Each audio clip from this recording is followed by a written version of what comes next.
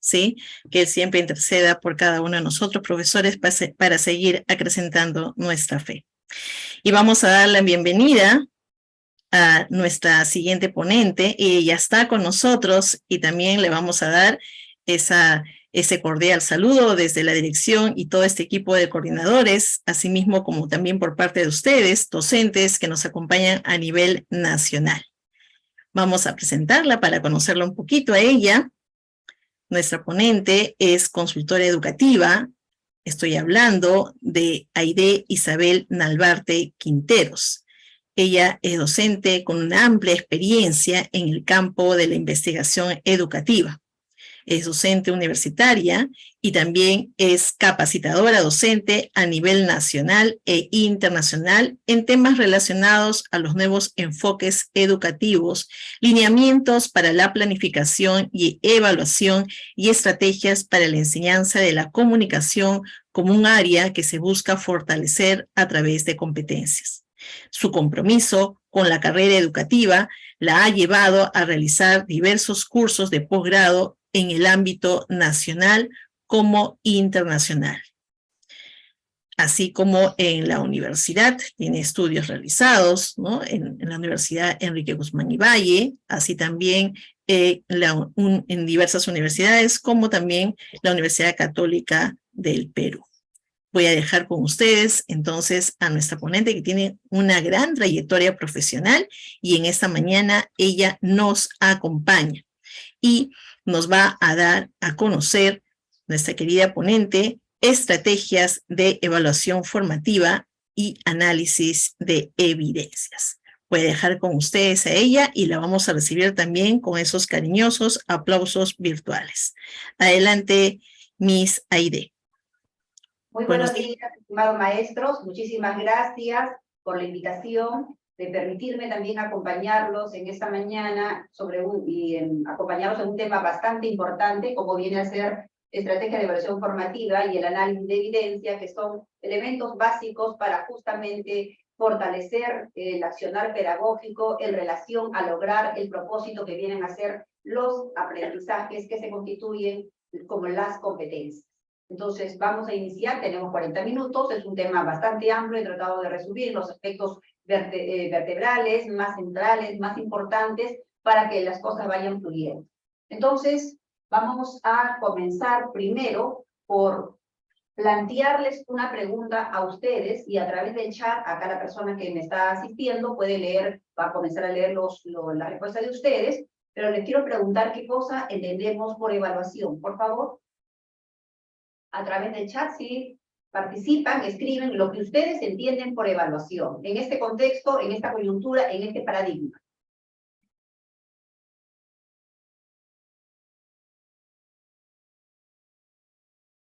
Recuerden ustedes que no se puede iniciar ninguna clase, ninguna ponencia, más aún yo como maestra, sin recoger los saberes previos que son importantes y necesarios para poderlos guiar y orientar, porque uno puede haber planificado algo, pero hay que echarle mano también a otros puntos si es que es necesario. Sí.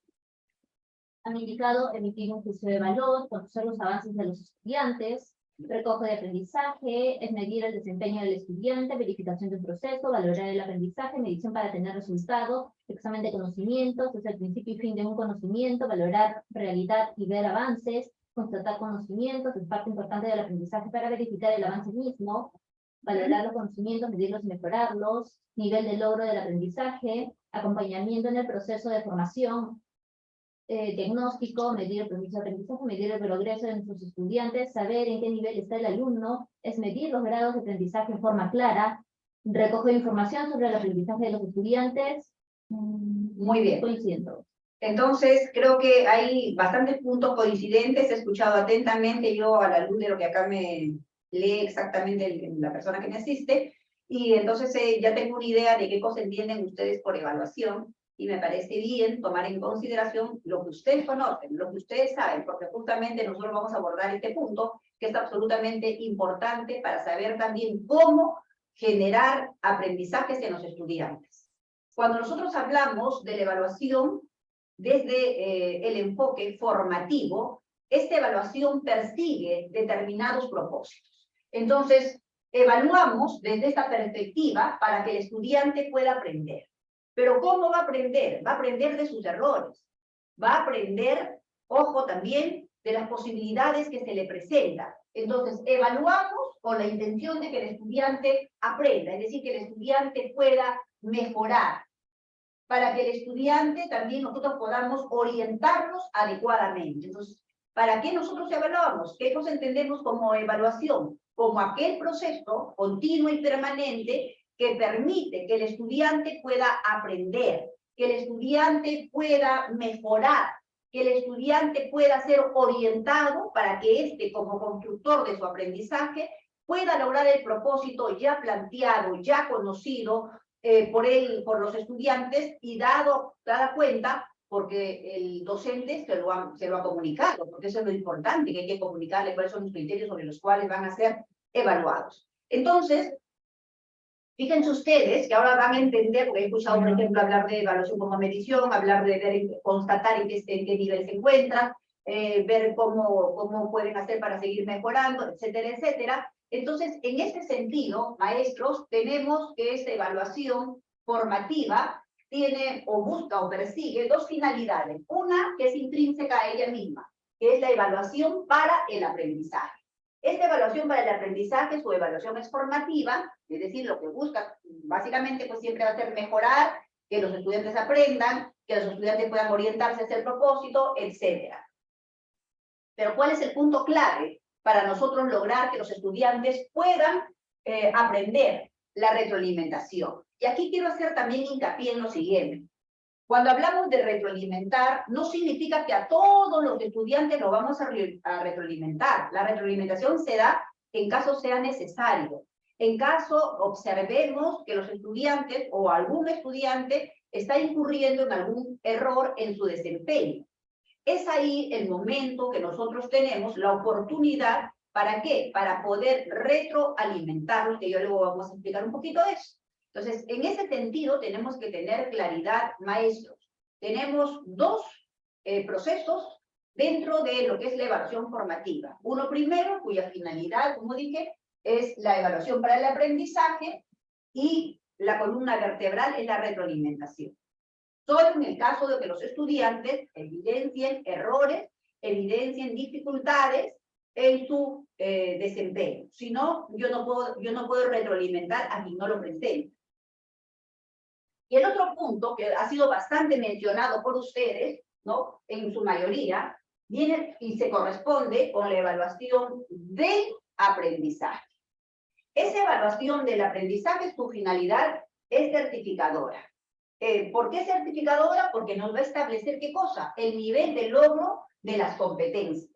Entonces, saber dónde está el estudiante, cuál es el nivel de logro en relación a las competencias, maestros, de los estudiantes, eso también nos tiene que servir para hacer una evaluación diagnóstica. O sea, no se queda simplemente en saber el nivel de logro en relación a las competencias de los estudiantes, informarle a estos, informarle a los padres de familia, dar cuenta al Ministerio de Educación. No basta eso. Si bien es cierto, eso es su finalidad, saber cuál es el nivel de logro, pero la finalidad mayor para ello tiene que ver con ¿qué? Con que esta calificación, sea literal o numeral, esa calificación va a servir como insumo para hacer un diagnóstico. Y ese diagnóstico me tiene que permitir programar la siguiente experiencia de aprendizaje, etcétera. Es decir, ustedes van a tener que tener en consideración esto. Si se dan cuenta, tanto en la evaluación para el aprendizaje como en esta, que es la evaluación del aprendizaje, en ambos casos son insumos que permiten que el estudiante pueda mejorar, que el estudiante pueda aprender. Porque si yo digo que el estudiante aprenda, quiere decir que no tiene el aprendizaje. Y el aprendizaje constituye la competencia. ¿Y qué cosa es la competencia? El conocimiento, cómo manifiesta ese conocimiento con una actitud proactiva, con una actitud resolutiva, que tiene ahí los tres componentes de la competencia: conocimientos, habilidades, demostrar esos conocimientos, y las actitudes, como les dije, con una actitud propositiva, resolutiva, proactiva, de resolver.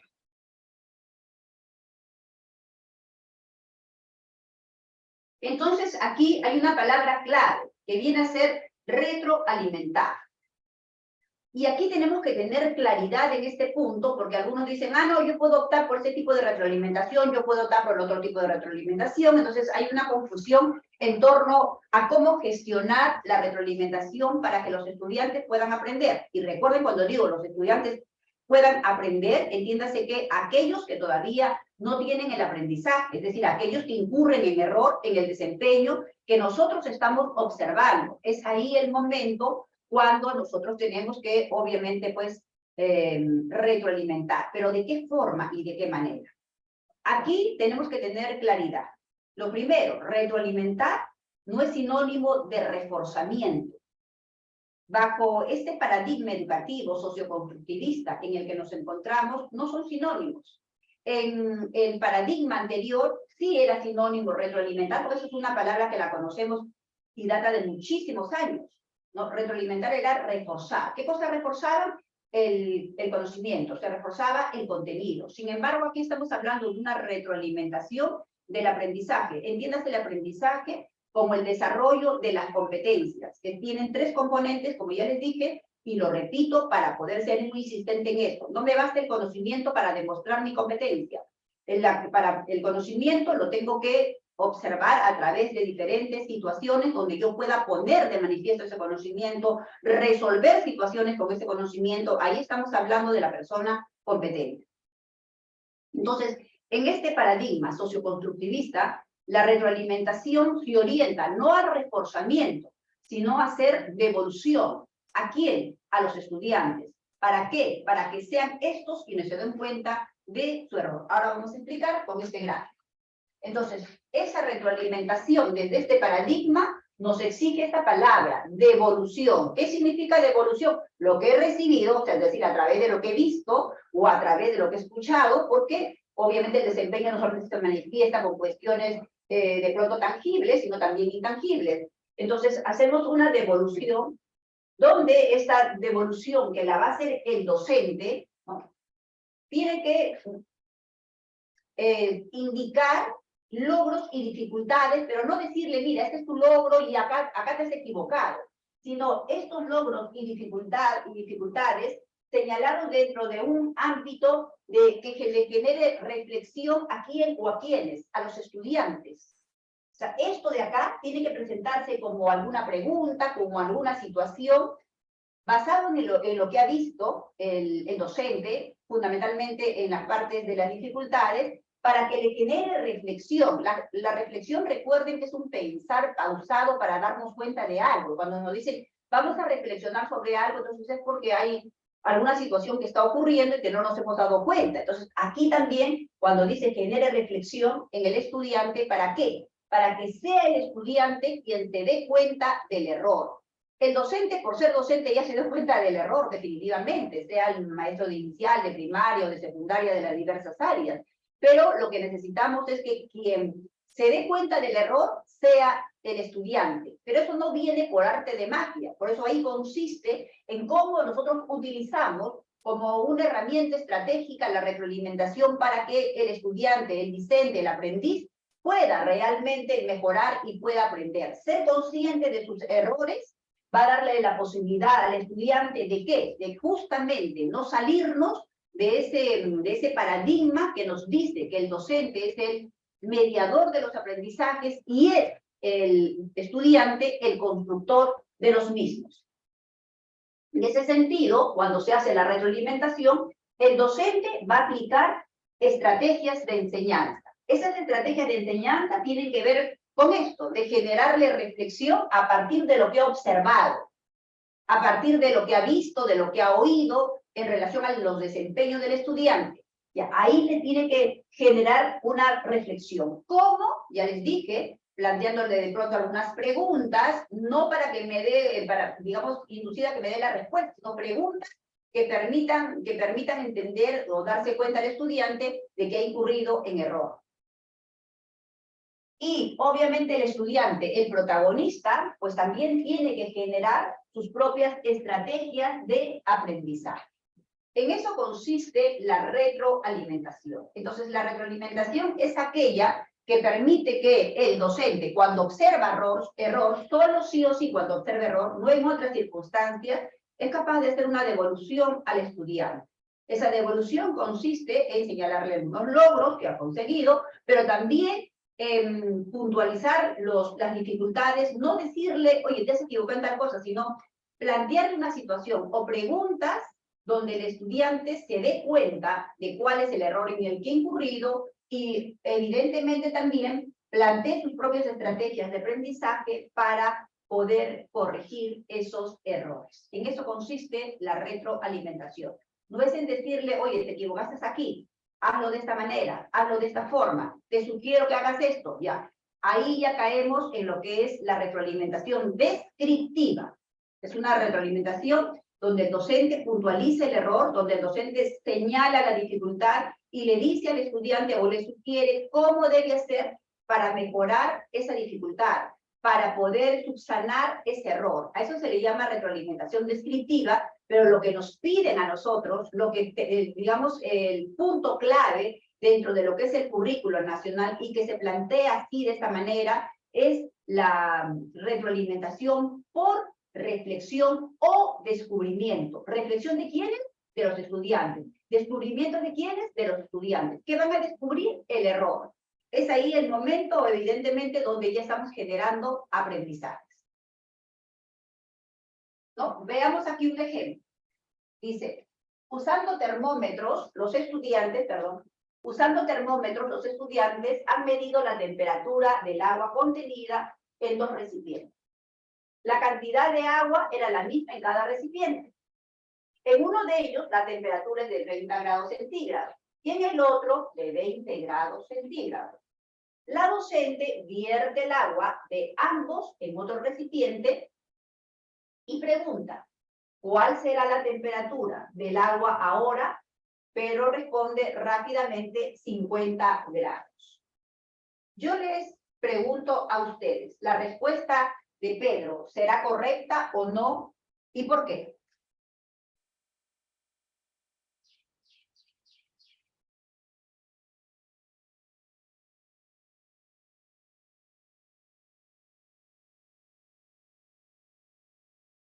De Pedro, ¿será correcta? Sí, no, ¿y por qué?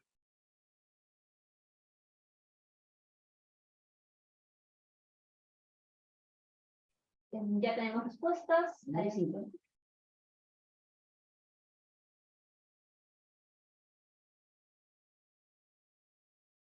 A ver. Tenemos respuestas ya, han colocado no, al mezclar se disminuye la temperatura. Ya. Combinan las 2 temperaturas, todos están indicando no, porque será la misma de ambas. Ya. La temperatura baja al mezclarse, no, su respuesta es muy intuitiva. Otra porque uno está a mayor temperatura, no, porque la temperatura no es lo mismo. Claro, es lo que nos pasa, por ejemplo, cuando nos duchamos y tenemos una terna, ¿no? ¿Qué hacemos? Por ejemplo, abrimos la llave que da para el agua caliente, sale muy caliente, y cuando vamos mezclando con el agua fría, ya la temperatura disminuye, no es que aumente, sin embargo, él ha sumado 30 más 20, dice 50, y ahí está el error.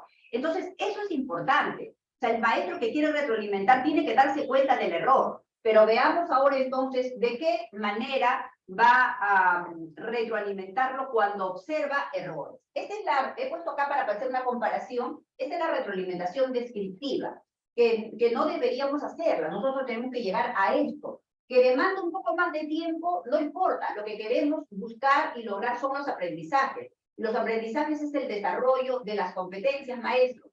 Esas competencias que usted tiene que, evidentemente, pues, observar para que los estudiantes puedan tener el manejo adecuado. Y miren en la retroalimentación descriptiva, dice, cuando Pedro responde 50 grados, la docente responde 50 grados centígrados y le dice acá, lo he puesto en negrita, recuerda que cuando agregas agua fría al agua caliente, esta se enfría. Subraya por favor esta parte. Recuerda que cuando agregas agua fría al agua caliente, esta se enfría.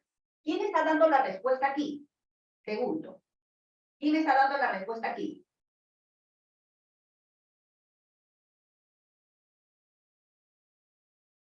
Dígame, maestro docente. Ya, y si el maestro da la respuesta, ¿estará haciendo una retroalimentación por reflexión o descubrimiento? Indica no. No. Y luego le dice, sugiero que verifiques la temperatura del agua con el termómetro. Entonces ya le sugiere lo que tiene que hacer, ¿no? Y aquí, en la retroalimentación por reflexión o descubrimiento, que es esta la retroalimentación que debemos aplicar, ejecutar, cuando, y yo sí soy muy insistente en esto, solo cuando observemos errores, si no, no se retroalimenta. Yo no puedo retroalimentar a un estudiante que está marchando bien hacia el propósito. Eso sería pues una incoherencia, se retroalimenta a quienes lo necesitan. Entonces dice, ante la respuesta de Pedro, la docente le pregunta, ¿por qué cree que es así? O sea, ¿por qué cree que la suma de ambos pues, es el resultado, no? Dice, Pedro responde, porque 20 más 30 es 50. La docente contesta, ¿cómo podríamos hacer para comprobar si es así realmente? Pedro contesta, podemos verificarlo midiendo la temperatura del agua con el termómetro. Fíjense acá que está ya generando preguntas para que el estudiante pueda dar alguna respuesta, que sea él quien se dé cuenta. La docente le alcanza un termómetro y le dice, buena idea, o sea, la idea que ha dado Pedro. Aquí tienes uno, verifícalo. Luego de 2 minutos, Pedro retira el termómetro del agua, observa la medida y responde sorprendido. Dice, no es 50 grados, es menos de 30. La docente repregunta, aprovecha que ya, ¿quién se dio cuenta aquí del error? El estudiante, dice, ¿qué crees que lo explica? Y Pedro responde, creo que el agua fría enfrió a la caliente. Por eso es menos de 30. La docente responde, tu explicación es bastante lógica. Si hubiera habido mayor cantidad de agua en el recipiente de 30 grados centígrados, ¿crees que la temperatura de la mezcla hubiera sido igual a la de ahora? Pedro se queda pensando y responde, no, tal vez hubiera sido mayor. ¿Se dan cuenta? Aquí, ¿qué hace el docente o esta docente? Lo que hace es generar reflexión en Pedro para que éste se dé cuenta del error en el que ha incurrido. Su error es haber sumado ambas temperaturas, ¿no? Y decir que pues había 50 grados centígrados, pues daría como resultado esta mezcla. Sin embargo, acá vemos que el docente le dice cuál es el error, señala o da la respuesta y luego sugiere, pues, ya que verifique usando el termómetro. Aquí es el estudiante quien se da cuenta de lo que tiene que hacer para poder llegar a la respuesta. Esa es la retroalimentación que buscamos, que perseguimos, maestros, la que debemos perseguir en el aula. Muy bien, ahora vamos a hablar respecto al análisis de las evidencias. Les pido por favor, ahora si les hago una pregunta, ¿qué cosa entendemos por evidencias de aprendizaje? Y agradezco muchísimo su participación porque he visto bastante participación y eso me alegra mucho, maestros. ¿Qué cosa entendemos por evidencias de aprendizaje?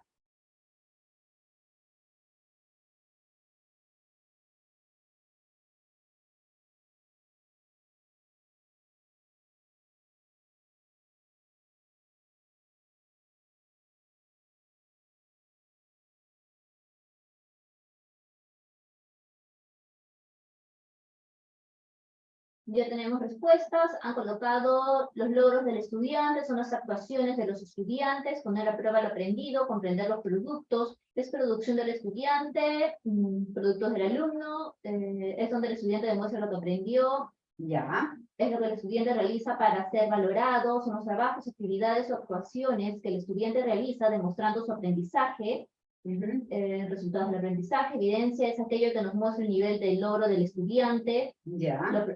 lo presentado por los estudiantes después de la clase, actuaciones del estudiante, productos del estudiante, evidencias de aprendizaje son pruebas sobre la evolución del resultado de su proceso de aprendizaje, todos coinciden.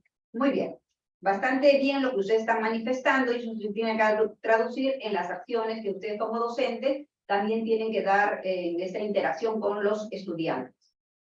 Cuando nosotros hablamos de las evidencias de aprendizaje, tenemos primero que recordar que estas son producciones, como ustedes ya lo han señalado, o actuaciones de los estudiantes, es decir, que son materiales o elementos tangibles como intangibles, ¿no? Por ejemplo, cuando queremos trabajar la oralidad, pues hay cosas intangibles, pero son observables.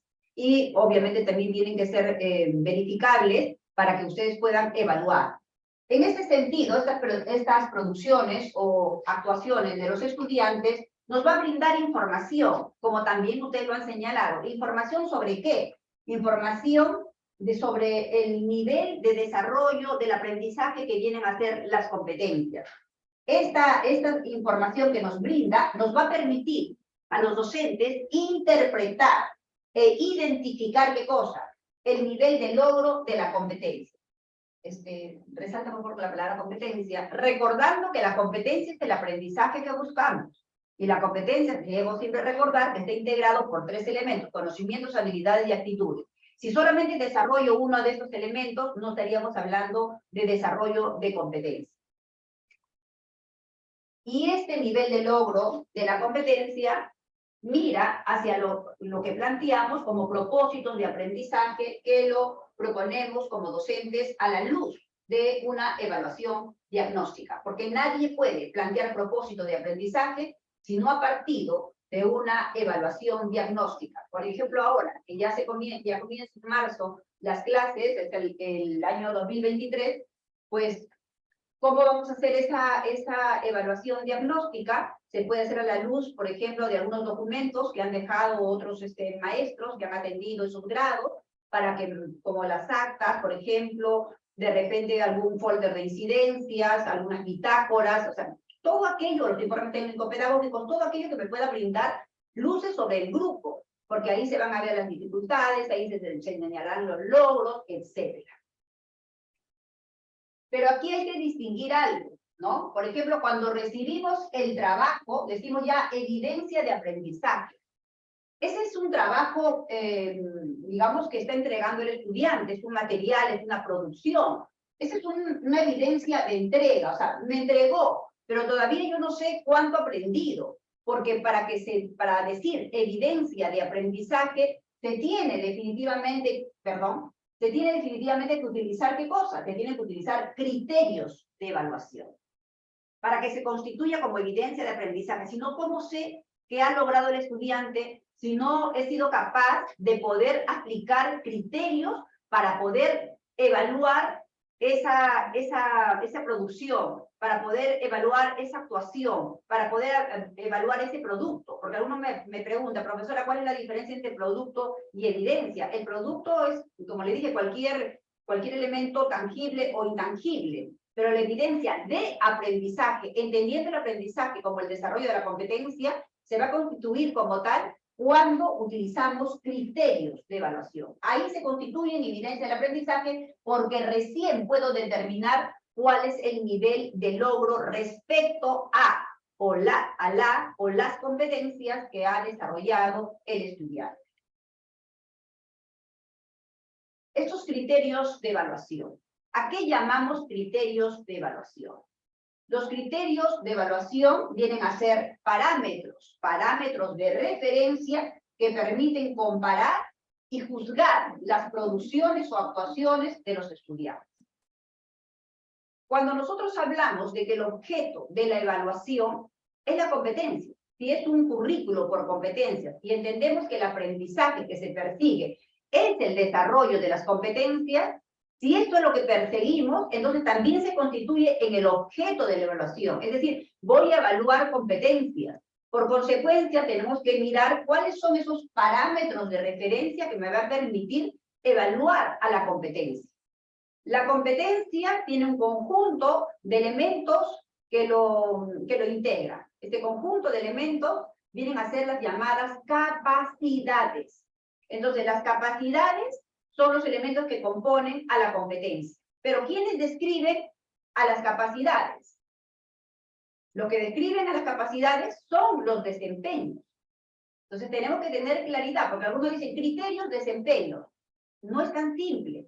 Los criterios, los desempeños sí, pero los desempeños en correspondencia con las capacidades.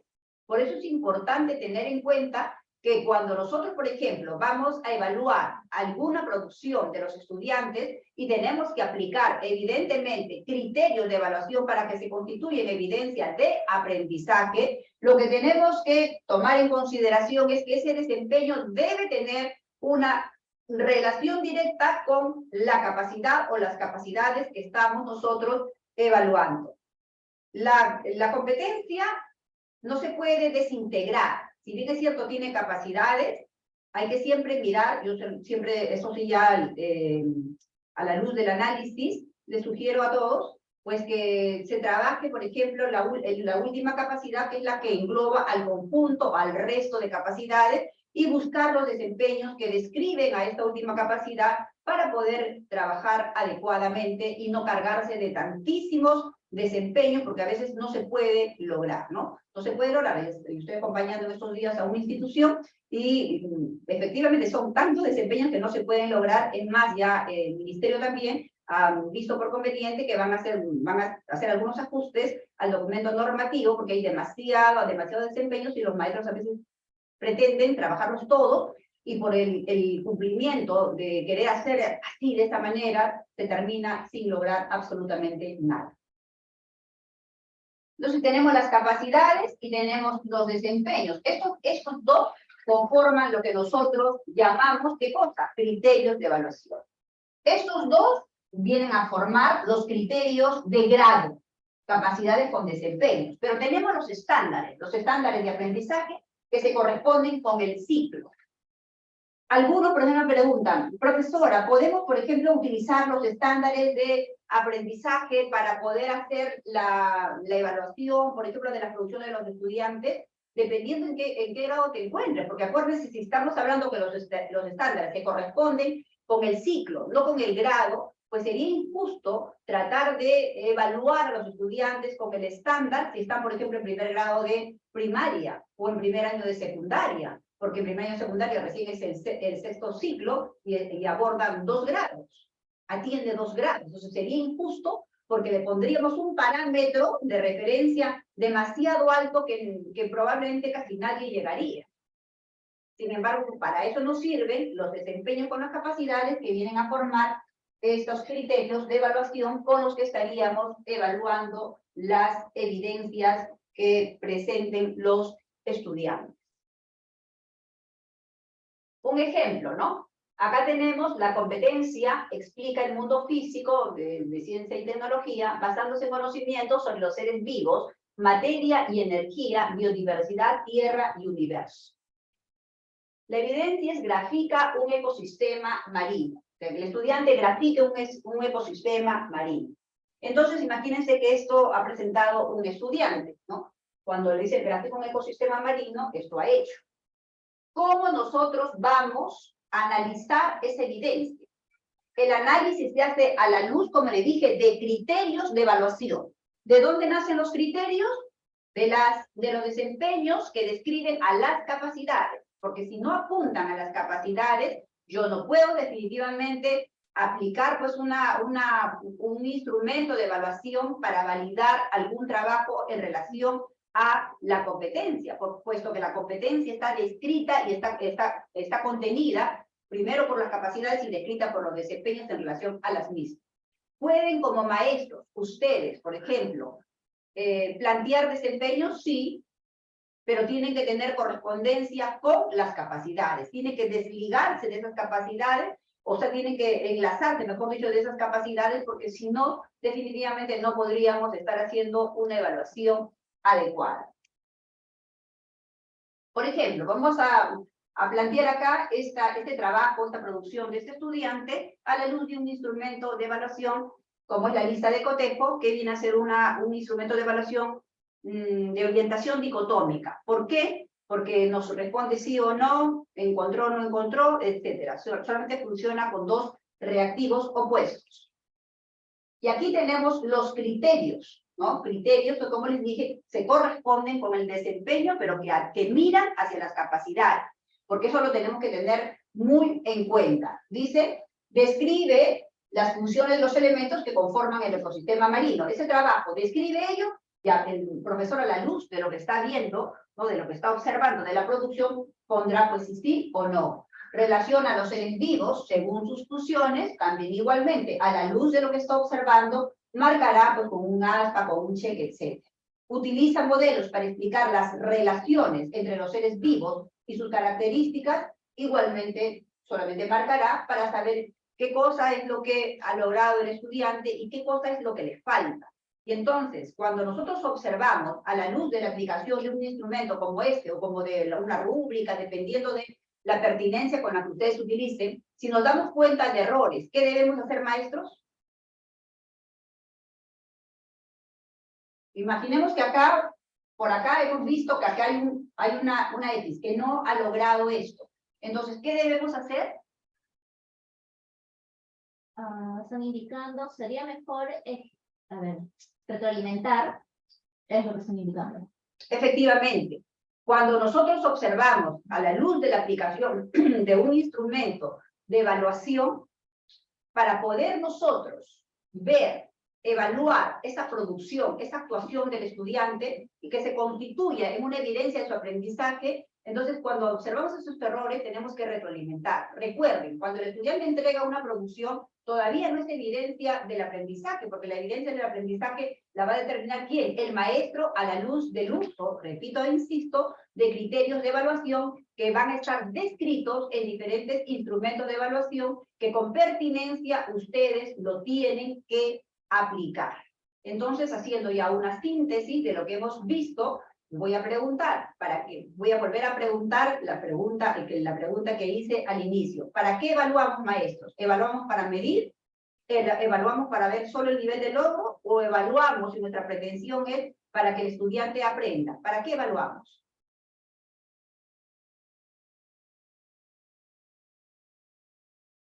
¿Cuál es la intención, maestros, que tenemos para cuando decidimos, obviamente, evaluar de manera pertinente?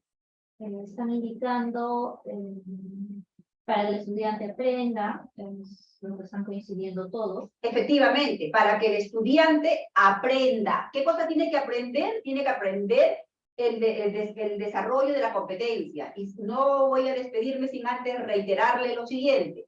La competencia se ve, ojo, como un todo, no se puede desligar. Por eso, cuando también aprovecho esta oportunidad, que cuando ustedes programen, no desintegren a las capacidades. La competencia tiene que ir con todo el conjunto de capacidades. ¿Qué cosa me va a hacer de repente más funcional para programar? Ya no es el tema, pero igual aprovecho esto, mirar las últimas capacidades y ver qué desempeño las describen porque están ya ordenadas de manera secuencial. Otra pregunta para ya podernos despedir en el tiempo que sé que tienen otra ponencia, ¿no?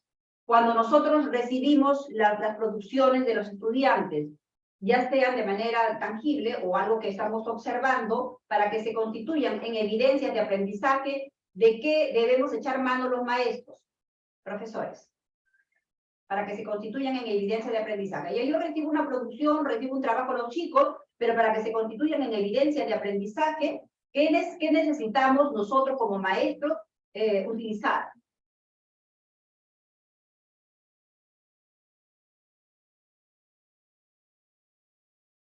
Indican criterios de evaluación. Efectivamente, criterios de evaluación. Sin criterios no puede existir el análisis de ninguna producción. Los criterios son los que me van a guiar para poder saber cuál es este nivel de logro del aprendizaje de los estudiantes. Ustedes dirán, profesora, pero para el nivel de logro. Pero recuerden que ese nivel de logro me sirve como insumo para darme cuenta de qué es lo que tengo que hacer en el paso siguiente. Es decir, evaluación diagnóstica. Esa evaluación diagnóstica es permanente, no solamente es al inicio de la clase, al inicio del año escolar, sino es permanente. Término de cada experiencia de aprendizaje, esa experiencia me tiene que servir como insumo para hacer un diagnóstico para la siguiente. Estimados maestros, terminamos justamente 40 minutos para poder compartir con ustedes. Agradezco muchísimo la participación constructiva de ustedes durante el desarrollo de las clases, porque las preguntas que he formulado la han respondido muy rápido. Entonces eso es bastante importante y gratificante para un docente que está guiando a otros colegas, a otros maestros. Muchísimas gracias, maestros. Buenos días. Estimada Magíster Airén Albarte Quinteros, recibe usted el agradecimiento de parte de nuestra directora Meralí Cárdenas Cabezas, de Laude Castrense y también de todo el equipo de ODECAS, asimismo también de todos los profesores que a nivel nacional nos están acompañando en esta semana de actualización y capacitación docente. Le agradecemos su presencia, su participación, esas ganas que tiene usted, se ve el espíritu de vocación de maestra que tiene y la claridad con que nos ha pues dado en esta mañana esta gran ponencia sobre estas estrategias